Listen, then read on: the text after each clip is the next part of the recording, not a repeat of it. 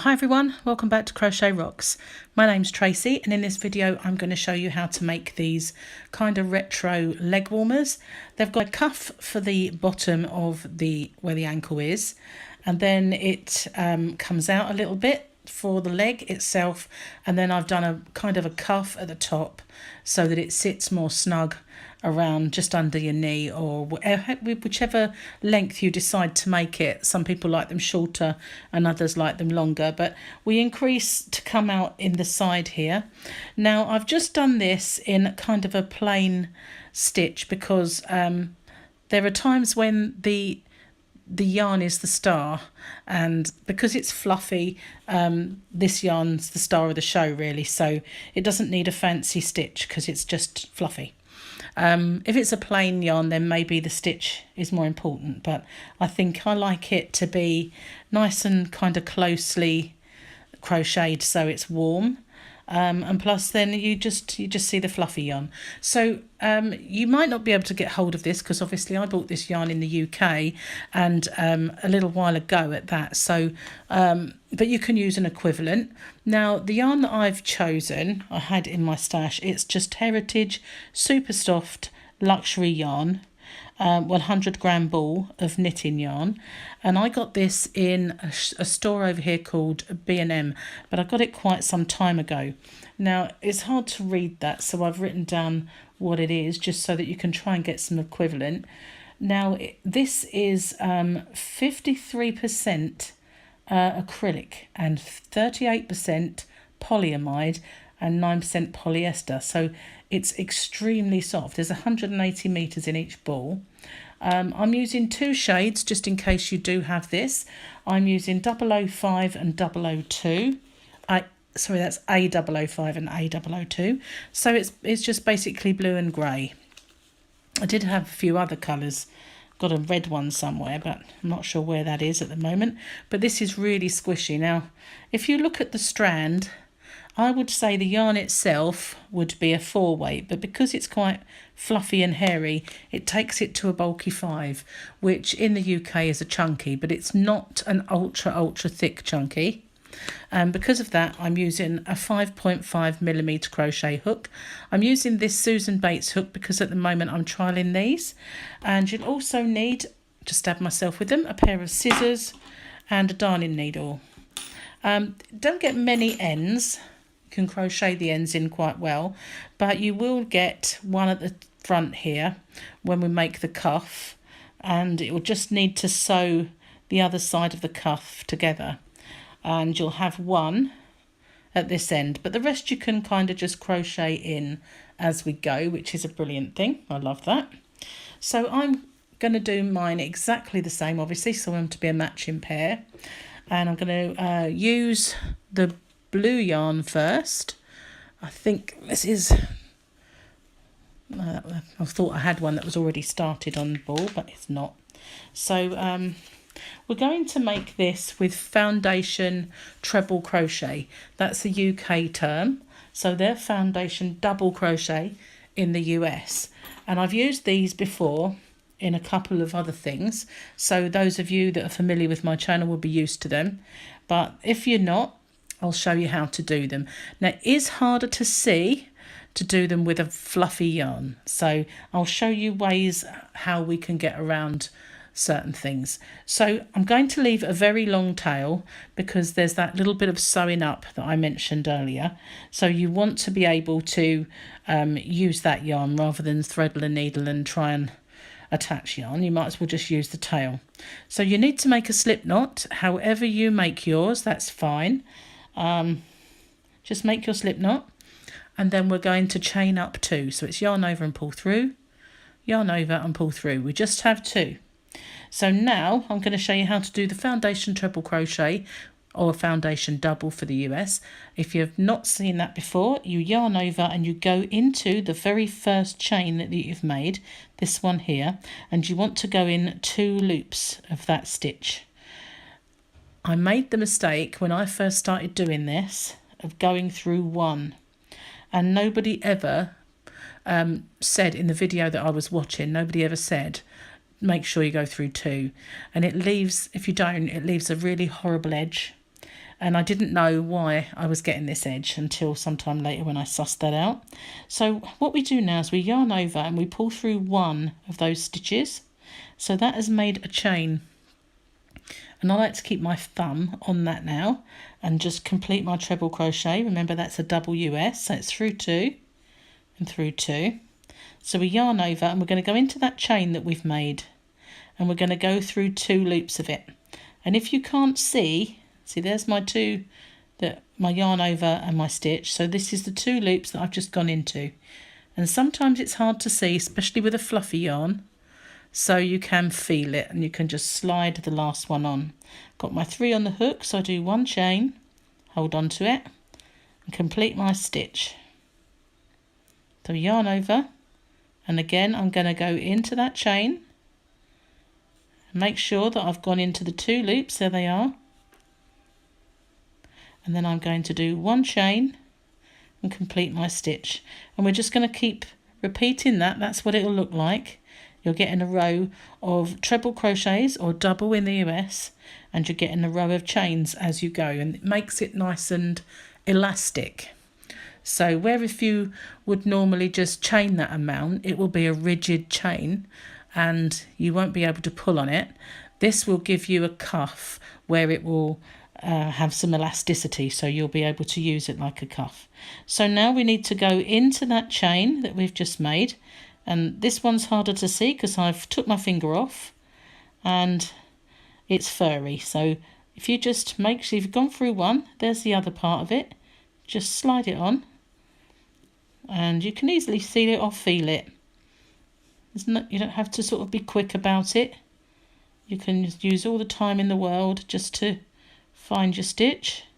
So there's the 2 loops. I've just gone through 2. Do my 1 chain, finish my stitch, go through the 2 loops, and all together, for mine, I've not got very big legs, so it depends, I guess, on the size of your leg or the size of the leg you're making them for. But I sort of worked out I'm making these for Gemma, and the fact that I've got disproportionately thin legs for my size, they'll fit her.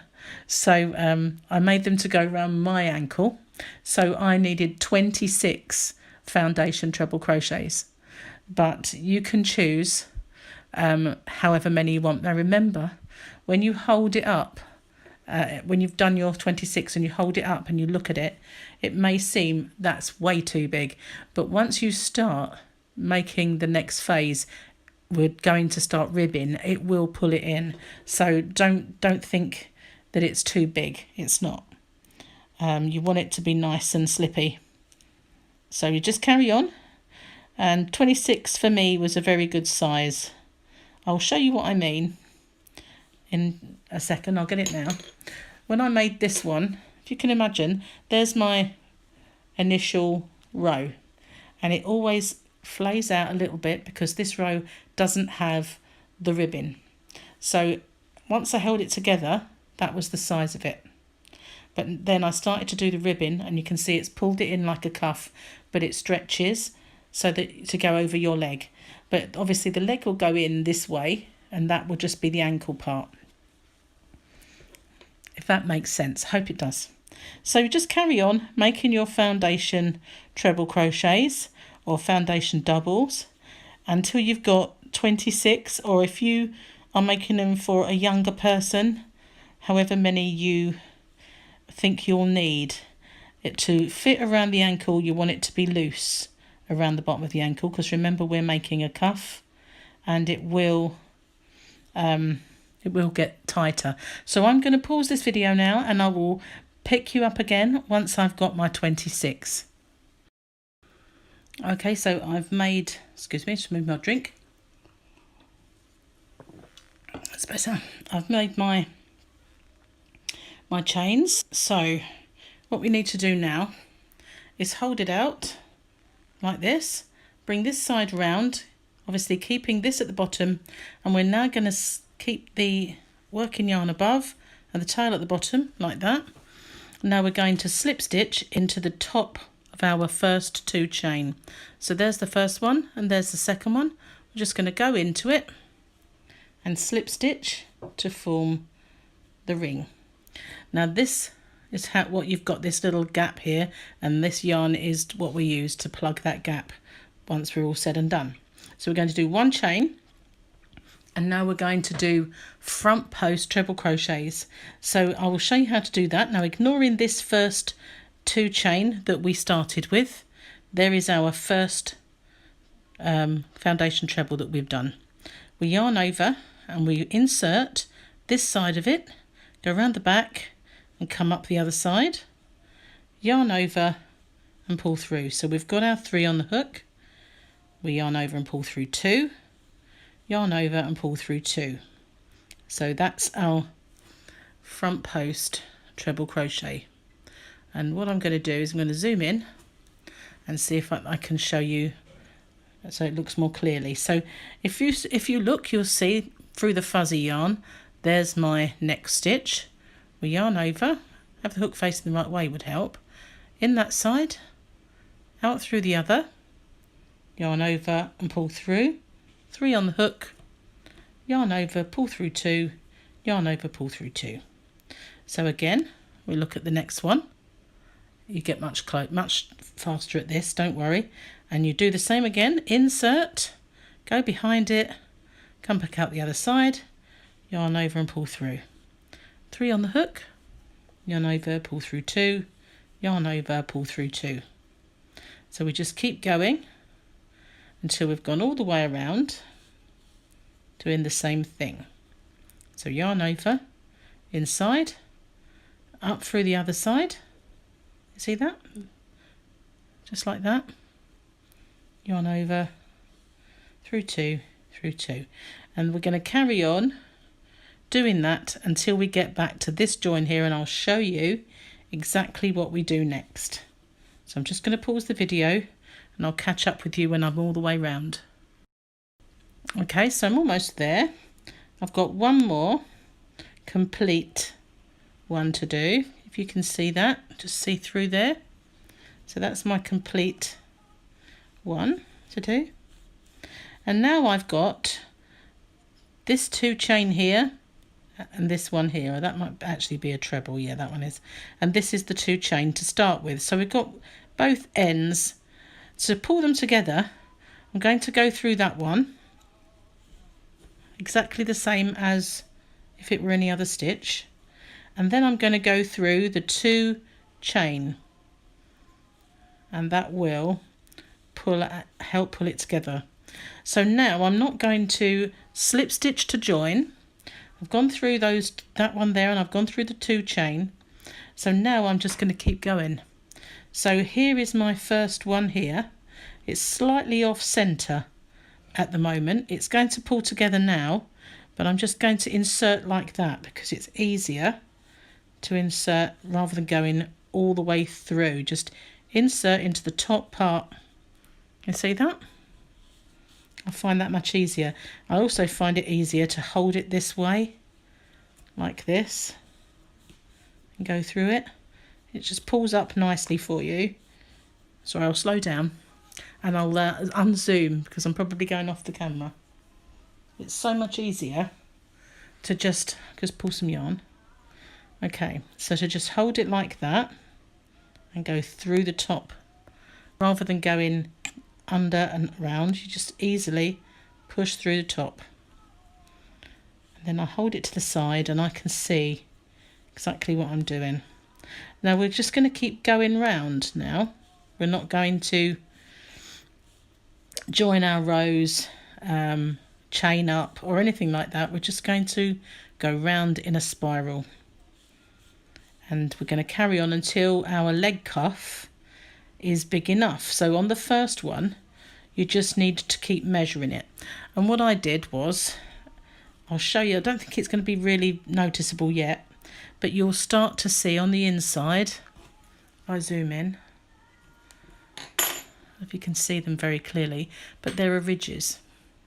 You can feel them. There's a ridge there, and a ridge there, and on the inside that's what you get when you are doing a front post stitch. On the outside comes together like a rib, but on the inside it leaves these bumpy ridges, and I had 8 bumpy ridges, and that's how I know that for this round I had 8 on the inside, 8 bumpy ridges. So for the next one I need to make sure that I've got the same 8 bumpy ridges. Then I've got exactly the same amount of rows. But if the first one, you just really need to hold it up and make sure that you've got the right amount to go round, right amounts for your cuff, that it's the actual width or length of the cuff that you want. Going off the camera there, sorry, because I'm zoomed, that's why I forget about the zoom. So just keep going around just like that, and when you get to the join we just go straight over it. And don't worry that if you think it's going to, but the yarn didn't come around. Don't worry if you think that it's not going to it's going to be wonky. It isn't.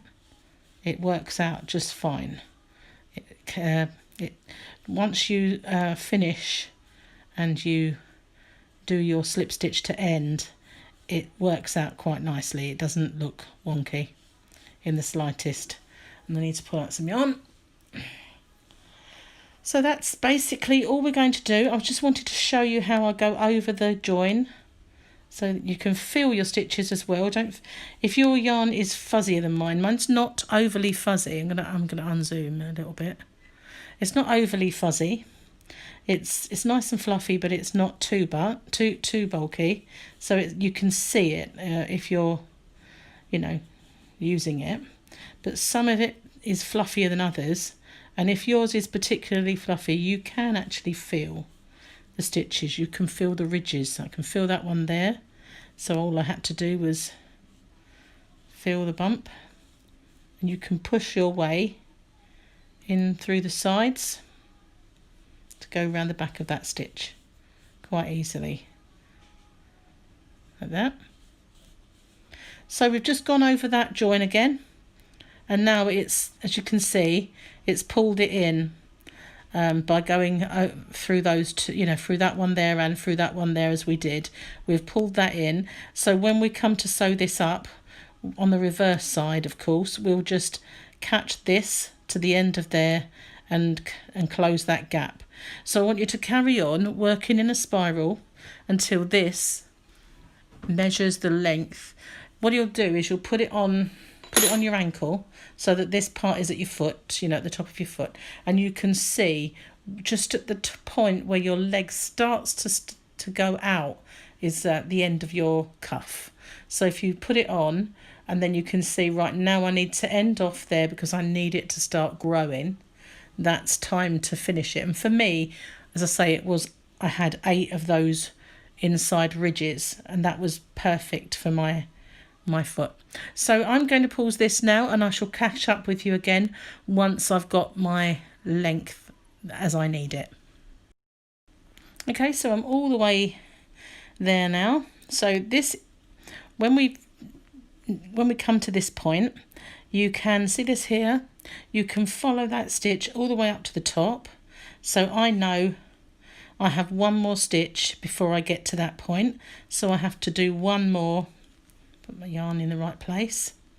I have to do one more stitch, and now I have completed all of the rounds. So now I'm going to slip stitch, not there, into the next stitch. So now if I get hold of this and I just give it a little tug, there's no more disparity. It's the same, it's just like a cuff. So now we're going to start building this part of the leg to come out. So for a couple of rows I'm going to keep with the blue, and I'm going to do one row, I'm going to chain up one, and I'm going to go into the same stitch. I'm going to do a half treble, which is yarn over into the stitch, yarn over and pull up a loop. So we have 3, yarn over and pull through all 3. and I'm going to do that in every stitch around. So that should be, I think by the time I'd finished, I had 30 stitches. It's okay if you have 29. I think I had another one somewhere that suddenly appear on me, or I must have gone in the same stitch twice, but I counted that I had 30 stitches. The stitch count is not the important thing.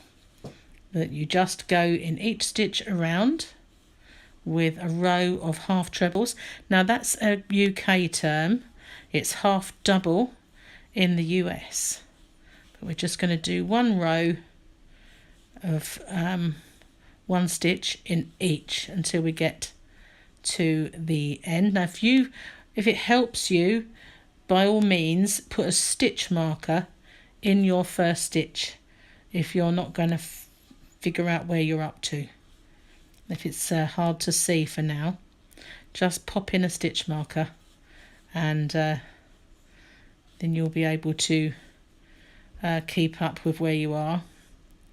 But yeah, just one in each until you get to the end. I'm going to pause the video, otherwise this is going to be a very long video, and I will catch up with you when I've got to my my starting point. Okay, so I've made it to the start. I'm going to slip stitch into this stitch, and this is the last row. I'm going to do this way, going to chain one, and I'm going to go into the very next stitch, not the same one this time. It helps keep the little seam straight, and I'm going to do 5, so that's into the next 5.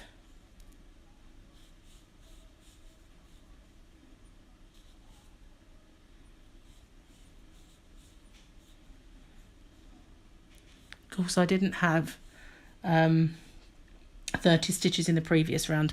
At the end of this row I have the 30 stitches. I will put a little card up because I made a bit of a mistake there. So this next stitch I'm going to increase by doing 2 in the same stitch, and then I'm going to do 5, 1 in the next 5,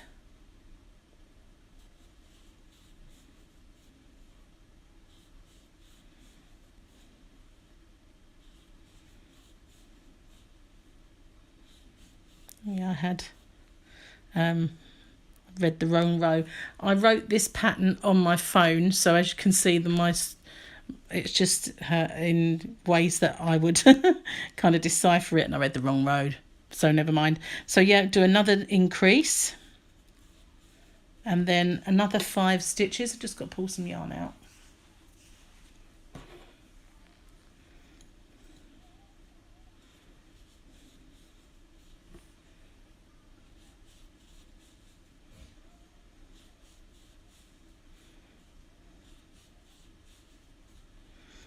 We're just sort of increasing because of the muscle in your leg kind of makes you have to taper up. So it's another increase after the 5, then 5 single ones,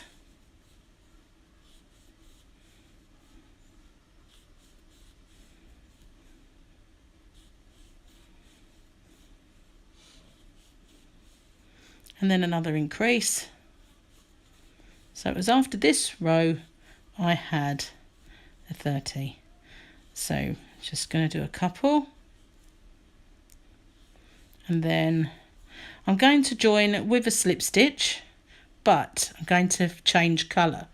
So instead of joining with this colour, I'm going to join with the grey. So I'll insert, I'm going to cut off this yarn, move it out of the way because we don't want to tangle up. And I'm going to get, oops, sorry about knocking the camera. It's winding a little bit fiercely. I'm going to get the grey.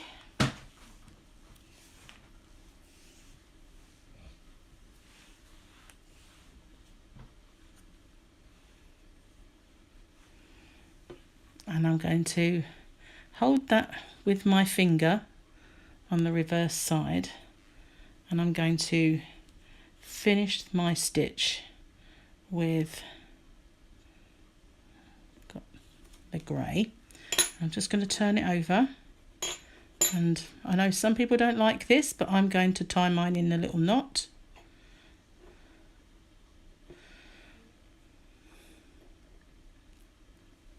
But you know, you can join your yarn however you like to. Now I'm going to work over the tail. So I'm going to do, excuse me, I just need to cool down a minute. I won't be... Sorry about that. As some of you know, who've been with me for a while on my channel, I've not been very well. So I've got a bit of a temperature at the moment and it is extremely windy outside. So I can't open the window. And we've had one storm after another here in the UK at this time. We're in the middle of another one. So now I'm going to work in spirals again. And don't worry if you think it's going to have like a little jolt. As I showed you, just by jigging it, it does get rid of it. You can't see it now on my finished one. It's there. You can at times, all you have to do is pull it and it sorts itself out. It's not really very noticeable. So now I'm just going to carry on with that stitch for 5 rounds. And you can see the rows. It's quite easy. You just can see them. If you look, you can see where they are. So I'm going to do another increase row after the 5th one. So that's why we're going to do 5.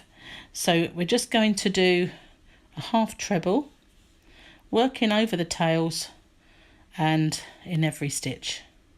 And once we've done 5 rounds, remember we're not going to do a slip stitch and chain up and go, unless you want to do it that way, of course. There is absolutely nothing stopping you do that way.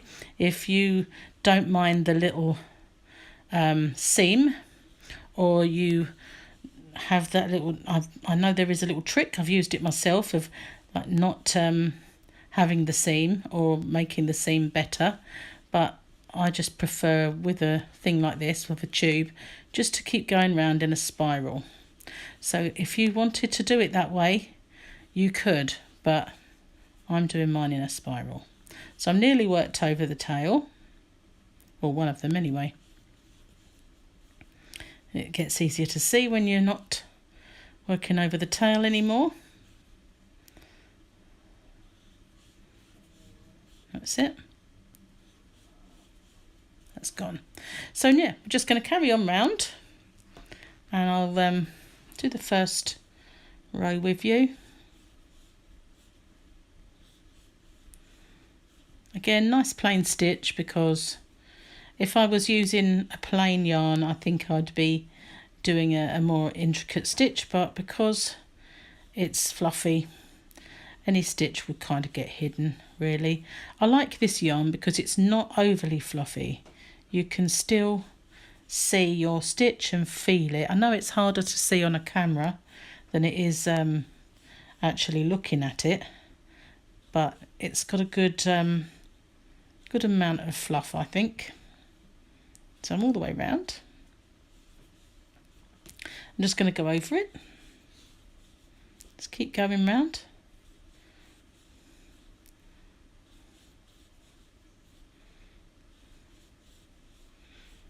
So I go over these bits. I always worry I'm going to pull my tail out again.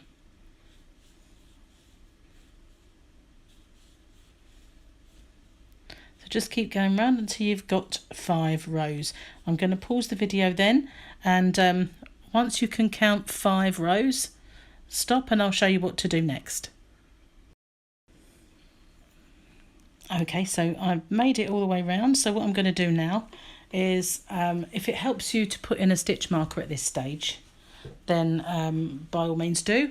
What you can do, if you haven't got a stitch marker handy, just get a little bit of the other colour and pop it inside like that, and then you'll know where you are up to.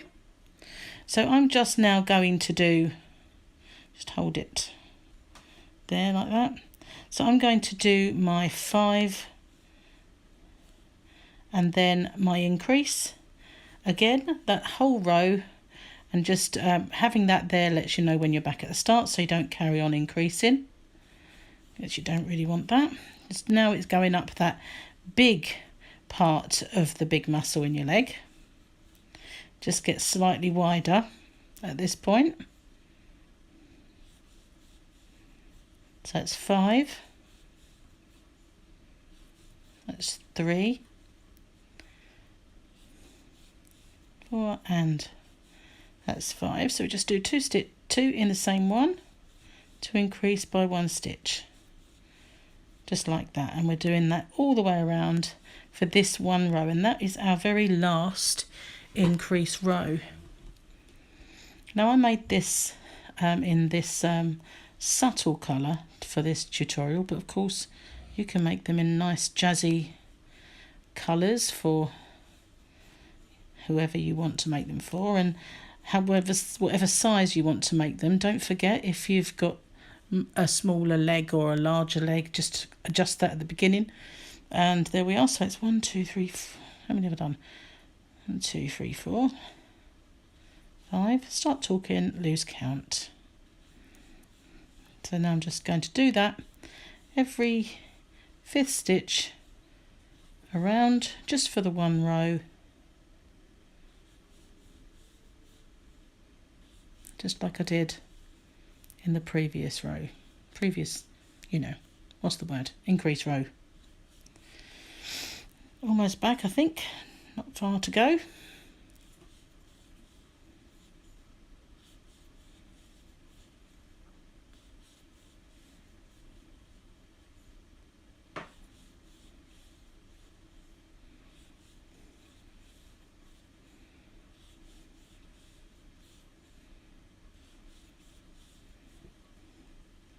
Okay, it'll be my last one. And pull out my thing, my little marker. And now all I need to do is another 1, 2, 3, 4, 5, 6. I think we've got 7 rounds. 1, 2, 3, 4, 5, 6, 7. So we just need to do complete until we've got 7 rows of our grey. Change the colour back to the blue. And again, complete 7 rows, and then I will catch up with you again and show you how to do this last part. So what we're doing is another row, or it might be 1 row and a little bit if I've not quite made the join. 1, 2, 3, 4, 5, 6. 1, 2, 3, 4, 5, 6. No, so I'm back at the start here. So that's 1 more row in this colour. Change colour to the other blue colour, unless you're doing it in other, you might even be doing it stripy. So by that, you know, just keep your stripes exactly the same. But we've done our last increase. We're at the widest part of the leg. I'll show you on here how that looks, because as you can see, it went, this was our first increase, went to here, our second increase to here, and then we start tapering in with the cuff at the top. So carry on making our last part of the grey, another little 7 rows in the blue, and I will catch up with you then and show you the top part. Right, so that was the last part of my blue, and I'm going to change colour to my grey again. So, and on to the last part. So I'm going to change colour as I did before, hold on to that yarn that side, slip my new one through, and annoy some people unfortunately by doing my little tie off. Don't have to do it that way, as I said before, you can do it however you like. So my first round is going to be exactly as before. Just going to chain 1, and I'm going to do 1 round of half trebles. I'll pull out some yarn. So that should be just as it was, as we have done all through. Just 1 row, going over the tails as we go. Oh, my tails are confusing me. Just going over them. 1 row, half treble all the way round. So I'm going to pause the video because you've seen this a zillion times now. and I will pick you up again when I get to this part. Right, so I'm all the way round, and the reason that we did one row in this grey colour is because I didn't want, when I started to do the ribbing, for it to look a little strange going front post stitch around the blue. So it's so much easier now. So now we're going to carry on working in the rounds as we did before, and we're going to do a front post stitch around that row of half trebles or half doubles in the US. So remember, this is a front post treble crochet in the UK, front post double crochet in the US. So this first row looks a little bulky at first because we're just starting the ribs again, but it will even out. Now I did these ones in this nice subdued blue and grey colour, but in the back of my mind I knew it was for Gemma, and I really was tempted to do them in nice sort of bright ravey colours or kind of an animal print, or to make ears on them or something. But you can decorate them if you wanted to. You could sew ears on them and paws or whatever. That would be right up Gemma's street, to be honest. But I thought, as I was doing a tutorial for you guys, I would just show you how to make them. If you wanted to embellish them in any way you want, that's up to you. So now we just go round in our spiral, just as we did for the bottom. Slightly different with the first round this time being the half treble.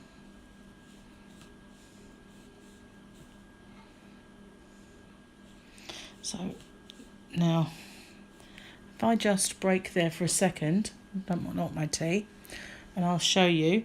It's difficult because the rib does really look like ribbing, doesn't it? It's lovely. I'm really pleased with that. But if I turn that inside out, then you can see the ridges that I was talking about on the bottom cuff a lot easier. And I've got 1, 2, 3, 4, 5, 6, 7, 8 ridges again. So I've got my top cuff and my bottom cuff the same length. So just keep going until when you turn it over, each row makes this ridge. You can see the first one appearing. So it will be 8 rows of our rib, just the same as our bottom.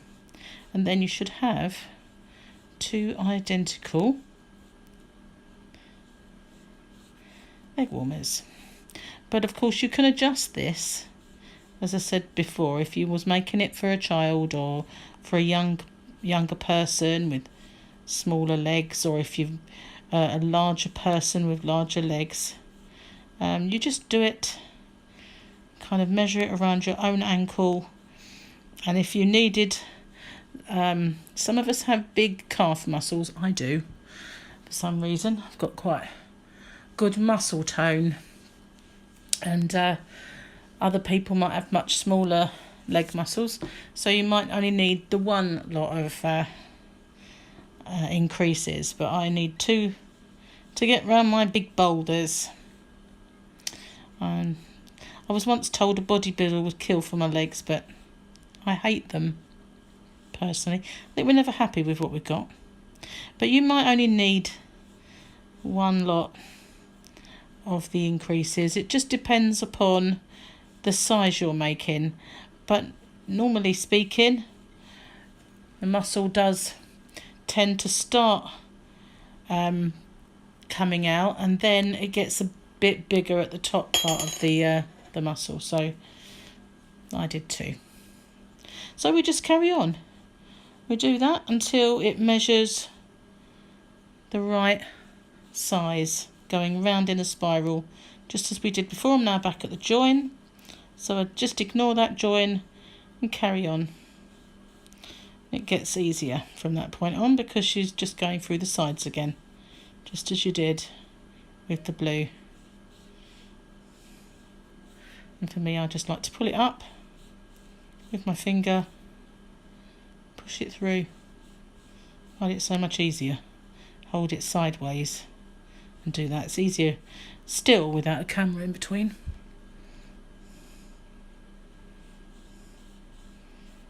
But just there you go, you can see it start ribbing. It's starting to look nice. So I'm going to pause the video and I'll come back to you when I've got my 8 rows and I'm at the end. Okay, so I've made it all the way to the end, so I've got 7 rows and I'm back to the start. So this one here is my last, so I have to go into that one. So fuzzy, can barely see it. So this is the last one. Follow it all the way up there. So that is my next stitch, so that's the one that I slip stitch into, and it completes the round. And cut it off, leaving a nice long tail, and I just end off the normal way by doing 1 chain, cinching it down, pulling it through. Now all I have to do now is to close up, turn it in the wrong way, and close up these cuffs. And that's really simple, because all you're doing is closing this end to this end. So this is the stitch you're looking for, because it's the very corner stitch. And so you thread all your darning needle,